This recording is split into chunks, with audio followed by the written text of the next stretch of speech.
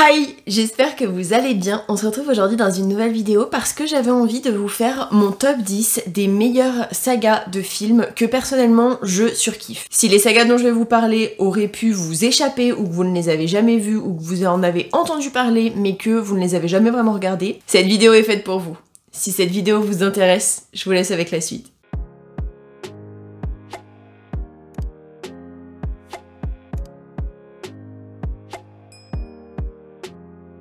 Pour une fois, j'ai voulu classer ce top vraiment par préférence. Donc je vais les classer de la 10e à la première, bien évidemment, sachant que c'est pas parce que c'est la 10e que c'est celle que j'ai le moins envie de regarder, c'est juste que c'est les plus longues, on va dire. En 10e position, malheureusement pour eux, même si je kiffe cette saga et tout ce qu'il y a autour, il s'agit tout simplement de la saga Marvel. Donc quand je parle des Marvel, je pense à littéralement tous les Marvel qui sont sortis, que ce soit les Avengers, les Iron Man, les Ant-Man et la Guêpe, les Thor, enfin vraiment tout compris dedans. Sachant que de base, dans les Marvel, il y a 31 films, donc comment vous dire que quand j'ai envie d'en regarder, c'est juste j'en regarde un ou deux quoi. Je vais pas me faire les 31 films d'affilée, puisque concrètement, je veux bien avoir du temps libre, mais il y a des limites. Ça a commencé en 2008 pour le premier film, qui, si je ne dis pas de bêtises, était Iron Man 1. C'est toujours en cours, parce que, si je ne dis pas de bêtises, il y en a encore qui sont en cours de production, que à mon avis, ça va pas s'arrêter de sitôt, faut pas déconner.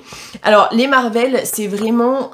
Alors, j'ai pas lu les livres Marvel, comme les DC Comics, les bandes dessinées Marvel, je sais même pas s'il y en a en fait, je suis en train de me demander. Je sais pas si ça reprend exactement les Marvel ou pas, mais en tout cas, c'est des personnes qui ont des super pouvoirs ou des aptitudes hors du commun et qui protègent tout simplement l'humanité. Je pense que tout le monde en a entendu parler ou vous avez au moins vu un Marvel dans votre vie.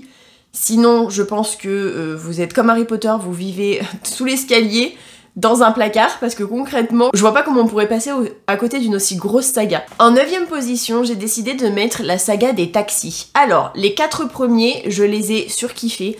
Le 5e, il n'y a pas le même casting dedans. Sachant que du coup, il y a 5 films. Le premier a commencé en 1998 et le dernier, c'était en 2018. Dans les 4 premiers, il y a un duo d'enfer que personnellement j'adore entre un flic et un gars, comment dire, qui est censé être taxi, mais qui au final n'a pas le permis, qui conduit un petit peu bizarrement dans un taxi un petit peu chelou avec des modes dans sa bagnole complètement what the fuck. Et franchement, j'ai adoré cette saga dans le sens où c'est hyper drôle. Même le 5e où il n'y a pas les mêmes acteurs dedans, ça reste quand même drôle. C'est... Je vais pas dire moins drôle parce que... Si, pour moi c'est un peu moins drôle parce qu'il n'y a pas le duo de choc qu'il y avait dans les autres films. Du coup, je le classerai vraiment en dernier de ceux que j'ai envie de regarder. Et les 4 premiers, enfin franchement, ils sont juste trop bien. J'adore cette saga et la voir, la revoir et la re-revoir, ça me dérange pas du tout parce que je l'ai vue quand j'avais, je pense même pas 10 ans. Et que ça... J'ai grandi entre guillemets avec, donc j'ai vu le cheminement des personnages de quand ils étaient tous les deux en duo à quand ils se sont mariés, qu'ils ont été en couple et qu'ils se sont mariés, jusqu'au jour où, dans un des films, ils ont eu des enfants en même temps, de comment ils ont géré du coup leur rôle de parents. Enfin franchement, de voir comme ça l'évolution des personnages, moi c'est ce qui me fait que je m'attache au film en fait et au perso. Donc franchement, ceux qui n'ont pas vu Taxi, c'est tout simplement pépite, vous allez hurler de rire, sachant que c'est pas un film prise de tête, il n'y a pas 350 000 trucs à savoir. C'est vraiment un truc que vous pouvez regarder, je vais pas dire sans vraiment le regarder, mais quasiment quoi. C'est tellement drôle que moi, juste de l'écouter et pas forcément d'y voir parce que je les connais par cœur, c'est un truc vraiment pas prise de tête, c'est hyper marrant, enfin il y a des actions à hurler de rire. C'est une saga vraiment que je vous conseille. La prochaine saga que je voulais vous présenter et qui du coup est en 8e position, il s'agit de la saga des X-Men. Donc quand je dis les X-Men, c'est vraiment X-Men normal, X-Men Apocalypse, X-Men Day of Future Past, je crois que c'est ça. Enfin vraiment que les X-Men, pas tous les autres qui sont arrivés, genre les nouveaux mutants ou les choses comme ça. C'est vraiment les vrais films, sachant qu'il y en a 7 de cette saga, que ça a commencé en 2000 et que ça s'est terminé en 2019. Ce qu'il faut aussi savoir, c'est qu'ils ont fait des spin-offs, donc les X-Men Origin Wolverine, X-Men Wolverine, Enfin, tout ça, c'est pour moi des spin-offs. Et pour le moment, en tout cas, il n'y a que 3 films en version spin-off. Ça a commencé en 2009 et là, il y a un 4e qui est en cours. C'est Wolverine et Deadpool. Je spoil pas trop, moi c'est ce que j'ai vu sur internet. Je savais pas qu'ils allaient en faire un. Mais pourquoi pas, ça peut être sympa à regarder. Bref, les X-Men, c'est tout simplement des personnes qui ont un pouvoir spécifique, qui vont aller dans une école dirigée par un monsieur en fauteuil roulant qui a des pouvoirs vraiment mentaux et qui va aider le plus de monde possible à s'en sortir tout en luttant contre son meilleur ami qui est Magneto et qui est devenu quelqu'un de méchant parce que il considère que l'humanité est plus faible et qu'ils n'ont pas, entre guillemets, le droit de régner sur les autres, que en tant qu'humain, on a peur des choses qu'on ne comprend pas, donc forcément pour l'humanité, ben, les pouvoirs c'est quelque chose de pas bien, ça peut être utilisé à mauvais escient, enfin... Du coup, j'avoue que dans un sens, il a pas complètement tort, mais faut pas abuser non plus, quoi. Donc ça va vraiment raconter les histoires, en fait, de ceux qui sont élèves de base jusqu'à devenir professeurs. Dans les films suivants, les 3 premiers, ça raconte vraiment la même chose, et ensuite, les autres, ça raconte soit une histoire future, soit une histoire passée, pour reprendre le passé, ben, par exemple, du professeur Xavier. Enfin, c'est vraiment trop bien, moi j'ai adoré. De toute façon, dès qu'il y a une histoire d'amour et des pouvoirs, en général, je surkiffe. En 7e position, j'ai décidé de mettre la saga des Transformers qui compte 6 films, qui a commencé en 2007 et qui s'est terminé en 2023. Donc les Transformers, enfin terminé, je ne sais pas si ils en ont encore en cours de production, mais en tout cas le dernier était en 2023. J'adore l'histoire de Bumblebee, franchement c'est mon personnage coup de cœur dans cette saga. Alors il est pas dans tous les Transformers, ce que je trouve dommage, mais... Dans les 3 premiers films, je crois, il apparaît, ils ont même fait un film Bumblebee, donc pour vous dire que c'est quand même quelqu'un d'assez important. Et franchement, de voir des véhicules ou des... Oui, si, on peut dire des véhicules, parce qu'il y a des voitures, il y a des motos, il y a des camions, qui se transforment en robots géants, qui combattent d'autres robots venus d'une autre planète, où ils ont été dégagés pour essayer, pour les méchants, de conquérir la Terre, pour les gentils, de protéger l'humanité. Enfin, franchement, c'est trop bien. Et au fur et à mesure des films, on se rend compte qu'en fait, ils sont là depuis bien plus longtemps qu'on le pensait, qu'il y a des tonnes de robots différents. Il y en a, ils sont un peu plus style animal. Il y en a, ils ressemblent à vraiment à des robots. Il y en a qui ressemblent à des véhicules. Enfin, il y a vraiment de tout. Il y en a qui ressemblent à des tyrannosaures, vraiment à la préhistoire. Et franchement, j'ai adoré cette saga, donc j'aime vraiment la regarder de temps en temps. Après, il y a quand même pas mal de films, et en général, ils sont quand même assez longs. Mais l'histoire principale, franchement, et ne serait-ce que le casting, on n'en parle même pas, parce que franchement, c'est pépite. Je vous la conseille. En 6e position, j'ai mis la saga des Hunger Games, qui compte 5 films, le premier étant sorti en 2012 et le dernier en 2023. Alors, sachant que ce qu'il faut savoir, c'est que les 4 premiers films, tout simplement, c'est une continuité. Donc franchement, moi je surkiffe. Et le dernier qui est sorti en 2023, c'est un retour dans le passé pour comprendre le méchant. Alors, j'ai aimé le dernier, mais j'avoue que... Pourquoi ? Ce sera juste ma question. Alors, il est super bien, je dis pas, au niveau des effets spéciaux, etc., il est pépite. Par contre, j'avoue que nous expliquer pourquoi le méchant... Enfin, le passé du méchant, à moins qu'il y ait un futur film et que ça nous explique d'autres choses concernant des joueurs gentils, je suis pas trop fan d'apprendre des trucs sur le méchant, personnellement. Mais c'était plutôt drôle, entre guillemets, à voir, donc bon. Sachant que, de base, Hunger Games, c'est tout simplement l'histoire de l'humanité qui vit dans des districts qui, concrètement, c'est la merde. Ils ont dû... Enfin, ils vivent dans des conditions horribles. Enfin, c'est pas comme nous, on va dire, c'est vraiment des conditions pas top. Mais de temps à autre, il y a des Hunger Games, donc c'est tout simplement des jeux où 2 personnes de chaque district est sélectionné, donc un garçon et une fille, et il n'y en a qu'un ou une qui survit à chaque Hunger Game, et une fois qu'ils survivent, ils deviennent un petit peu l'égérie, donc ils font le tour de tout Paname, de tous les districts, etc. Sachant que Paname, c'est là où il y a les gens, on va dire, riches, qui vivent aisément.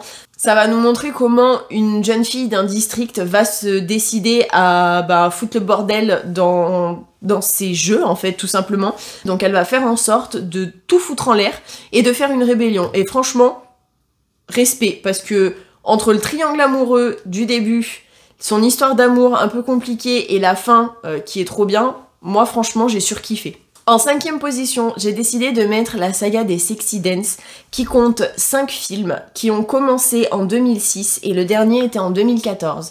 Donc pour ceux qui connaissent, ça s'appelle aussi Step Up. C'est tout simplement des histoires de danse. Donc de base dans le premier, c'est l'histoire d'un couple qui n'a absolument rien à voir l'un avec l'autre. Donc une qui est d'une famille un petit peu aisée et qui est dans une école de danse, et l'autre qui est dans une famille d'accueil, qui vit limite au jour le jour, qui est dans un lycée complètement pourrave, qui a des passe-temps de danse et de baseball, jusqu'au jour où il va faire une connerie et il va malheureusement devoir travailler dans une école où justement il y a la jeune fille qu'il va rencontrer. Il va se passer des choses entre eux et on va se rendre compte au fur et à mesure des films que en fait chaque film est lié au précédent. Bah en fait ils ont tous des liens, donc par exemple une jeune fille qui était dans le premier film va être dans le dernier, va danser aussi, donc franchement voir les liens comme ça dans chaque film mais qui n'ont pas forcément la même histoire. Alors en général c'est toujours une histoire d'amour, il y a de la danse, il y a des chansons, etc. J'adore, c'est pas prise de tête, c'est vraiment juste regarder des gens danser, enfin je trouve que c'est hyper artistique, c'est super bien fait et franchement moi j'adore. Le fait que tous les films soient reliés au final par une et même histoire, je trouve ça vraiment attendrissant, attachant je vais dire.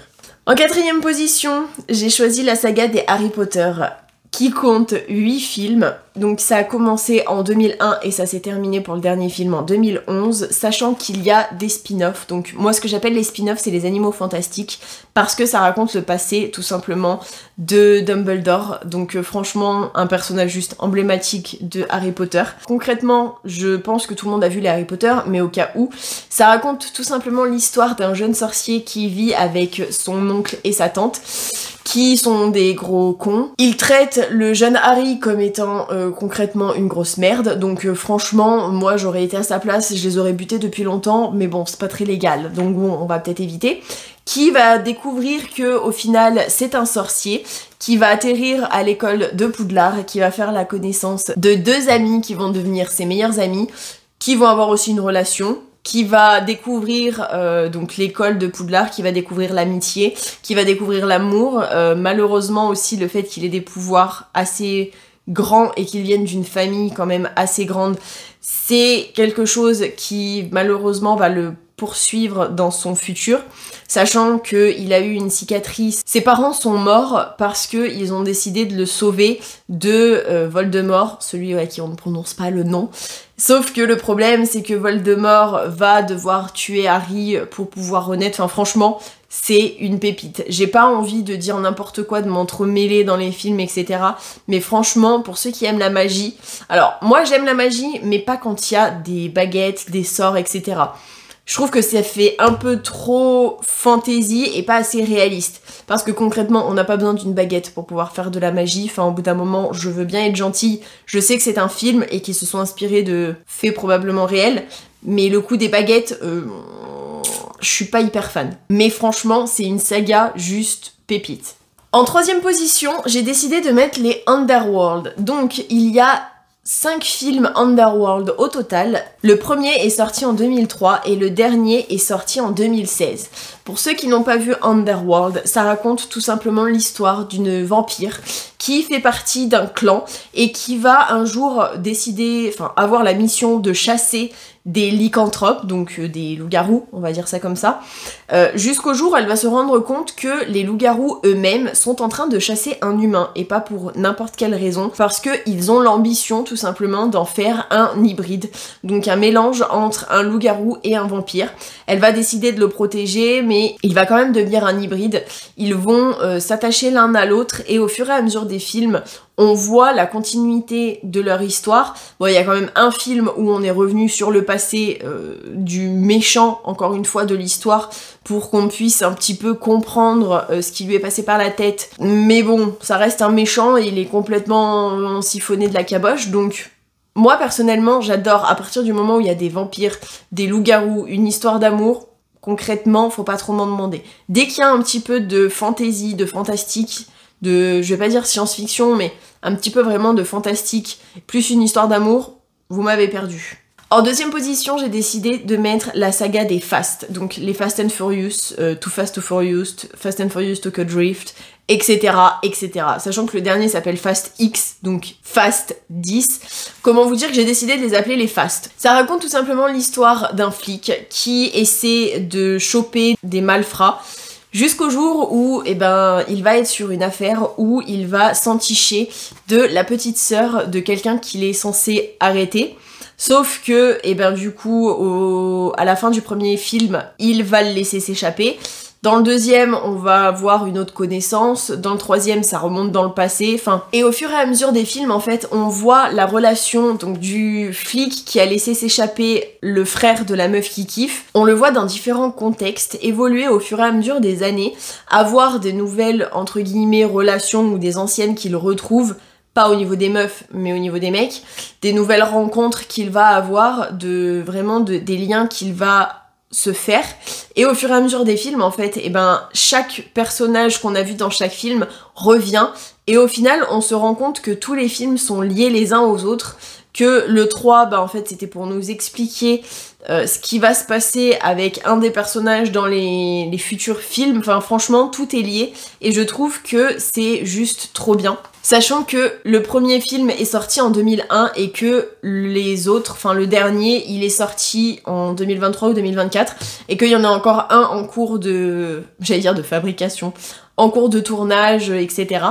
J'ai hâte de voir au final combien il va y en avoir, s'il va y en avoir 11 ou s'il va y en avoir 12 parce que je sais pas trop. À chaque fois ils disent c'est le dernier et au final ça ne l'est jamais. Donc à voir ce que ça va donner. Mais franchement, de les avoir vus concrètement, j'ai grandi avec, on va pas se mentir, maintenant j'ai un peu plus de 30 ans, donc on va dire que je connais ça depuis mon adolescence, voire même un peu avant, et franchement j'ai toujours adoré, que ce soit le côté voiture, le côté tuning, le côté course, amour, etc., les relations entre chaque personne, franchement c'est juste une tuerie cette saga, je surkiffe vraiment. Et enfin, la dernière saga que je mets en first, il s'agit tout simplement de Twilight, qui compte 5 films, le premier étant sorti en 2008 et le dernier en 2012. Ça nous raconte tout simplement l'histoire de Bella, qui est une jeune fille qui va malheureusement aller vivre chez son père, dans une petite ville reculée en Amérique. Ça faisait des années qu'elle l'avait pas vu, son père, et au final elle va aller dans un lycée où elle va faire la rencontre d'un jeune garçon qui se trouve être un vampire. Leur relation va être quand même assez compliquée au début, parce que il va se rapprocher, il va reculer, il va se rapprocher, il va reculer, enfin c'est vraiment ça. Jusqu'au moment où réellement ils vont se mettre ensemble, il y a un moment où il va rompre parce qu'il considère qu'il est trop dangereux pour elle, sauf qu'au final le plus dangereux c'est qu'ils soient séparés l'un de l'autre. Au final ils se retrouvent après, ils décident de se marier, ils décident, une fois qu'ils se marient, malheureusement non, elle va tomber enceinte, sauf que lui ne veut pas, au final il va s'y faire. Il y a une petite qui va naître, sachant qu'il y a un triangle amoureux avec un loup-garou qui est attaché à la jeune fille, mais qui n'est pas imprégné, donc c'est pas la personne pour lui. Et on va se rendre compte qu'au final, c'est la fille du couple vampire-humain qui est l'âme sœur du loup-garou, donc franchement, ces films, je les surkiffe. Au fur et à mesure, on apprend à connaître chaque personnage, vraiment. Dans chaque film, il parle un peu plus de chaque personnage de la famille des Cullen, et je trouve ça assez bien. Après, j'aurais aimé qu'on connaisse un peu plus les détails, par exemple, de Esme. J'aurais aimé qu'on rentre plus dans les détails de chaque personnage. Par exemple, Alice, on sait pas réellement son passé. Et moi, j'avoue que j'aurais vraiment voulu en apprendre un peu plus sur les personnes. Connaître plus de détails, ça aurait été encore mieux. Et voir l'histoire d'amour entre Renesmee et Jacob, j'avoue que j'aurais adoré voir comment ça évolue entre eux, voir comment Edouard et Bella ils vieillissent, etc. Ça aurait été juste trop bien, mais malheureusement c'est terminé, donc faut se faire une raison. J'espère que vous avez passé un bon moment en ma compagnie et que cette vidéo aura pu vous aider. Si c'est le cas, n'hésitez pas à la liker, ça me fera super plaisir, à vous abonner avec ma petite tête, et moi je vous fais plein à tous et à toutes d'énormes bisous, et je vous dis à la prochaine pour une prochaine vidéo, et surtout prenez soin de vous.